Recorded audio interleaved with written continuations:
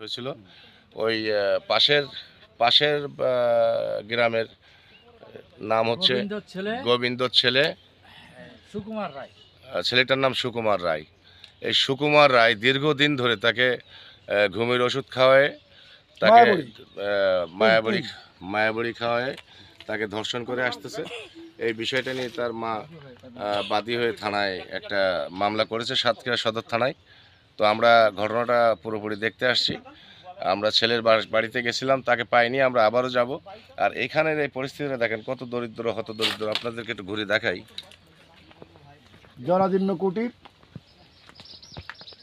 মা হলো ভিক্ষুক।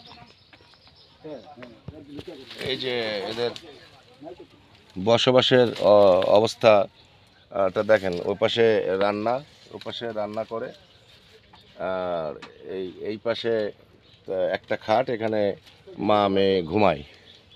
আর এই পাশে একটু নিচু হয়ে এটা দেখাও এদের, যে এই পাশে একটা আছে জরাজীর্ণ অবস্থা। এই মেয়েটার বাবা নাই। এই হতদরিদ্র পরিবারের পরে এত বড় একটা জঘন্য একটা বিষয়। এই হচ্ছে ঘর, ভিক্ষুকের মহিলা, তার প্রতিবন্ধী মেয়ে। এই যে ঘরটা আপনারা দেখলেন, এটা রান্না যেখানে, খাটটা সেখানে, খাটও একটা আছে, হ্যাঁ দেখলাম। সেখানে একটা ছোট্ট স্পেসের মধ্যে তারা বসবাস করে। আর এরপরে নজরটা পড়েছে এই সুকুমার রায়ের যে এই ছেলেটা বয়স 40 ঊর্ধ্ব বয়স। সে এই মেয়েটাকে দীর্ঘদিন ধরে, মা কাজে চলে যায়, বাসা ফাঁকা থাকে, প্রতিবন্ধী মেয়ে, বোঝে না কিছু, তাকে ধর্ষণের পর ধর্ষণ করে গেছে মাসের পর মাস। তো এই ঘটনাটা আমরা আসছি, বাদ বাকি আপনাদের বিস্তারিত যেটুকু আমরা জানতে পারবো সেটুকু আপনাদেরকে অবশ্যই জানানোর চেষ্টা করব। আপনারা লাইভে থাকেন, আমরা প্রতিবেশীদের বক্তব্য নিচ্ছি, তাদের মুখেও শুনতে পারবেন। আর হয় না ইব্রাহিম, আসলে চলেন আমরা একটা ছেলের বাড়ি চলে যাই। কে বললো তখন? ওই যে বললেন, শুনেছেন, একটু আগে বললেন না? আপনারা যেটুকু জানেন সেটুকু বলেন। সম্মানিত দর্শক মন্ডলী, আপনারা দেখছেন যে আমরা সাতক্ষীরা জাতীয় সাংবাদিক সোসাইটির সভাপতি সহ কয়েকজন কর্মকর্তা, এই ভাইজান সাতক্ষীরা সদরের, এই ভাইজান দাদা, আপনি অল্প একটুখানি একটু আসেন, সামান্য সময়। নাম কি? বন্যা। এ কি আসলে প্রতিবন্ধী? না, প্রতিবন্ধী, একবার প্রতিবন্ধী। তা একটু বুঝ কম, একটু বুঝ কম, বাক প্রতিবন্ধী, বুদ্ধি প্রতিবন্ধী, মানে একটু বুদ্ধি কম, কিন্তু একেবারে অন্য কোনো সমস্যা নেই।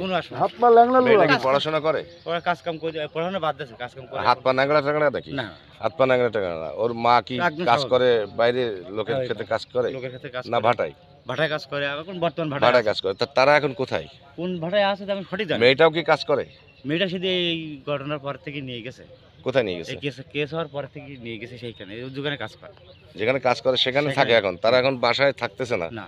আতঙ্কে না ভয়ে না কিসে? না, সেইখানে কাজ কাম করে তো।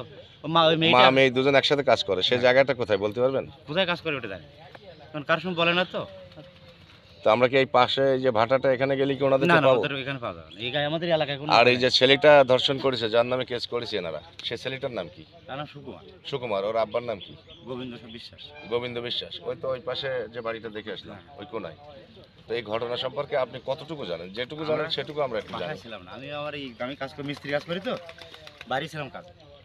এসে তো আপনি শুনেছেন, আমি এই এলাকায় সেটা শুনেছেন না? আপনার বাড়ি এখানে, আপনার এখানে, আপনি শুনেছেন না? এগুলো হলো ভালো কাজ, এগুলোর জন্য কোনো সময় নিজের বাঁচানোর চিন্তা করবেন না। কারণ এখানে আপনি দুটো কথা বললে আপনার সেটা ভালো, আপনার জন্যই ভালো, কারণ একটা প্রতিবাদ করছেন। ভগবান কিন্তু অকল্যাণ করবে। হ্যাঁ, তো আপনি যেটুকু শুনেছেন বাড়ি আসার পরে, সেইটুকু আমাদেরকে একটু বলেন। বুঝেছি যে এই যে সুকুমার নাকি এই মেয়েটাকে ধর্ষণ করছে দীর্ঘদিন যাবত।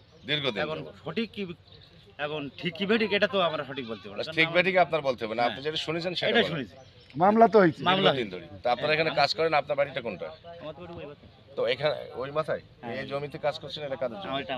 আপনার জমি। তাহলে এখানে তো কাজ করেন আপনি, এখানে আসা যাওয়া করেন। তা আপনারা কখনো দেখেননি সুকুমারকে এখানে ওইভাবে? খেয়াল করেন বছরে একবার আসা পড়ে এই জায়গায়। তারপরে এই ধানুটিদার সাথে সাথে। আপনার নাম কি? আমার নাম ফরিন্দ্র। ফরিন্দ্র সাথে।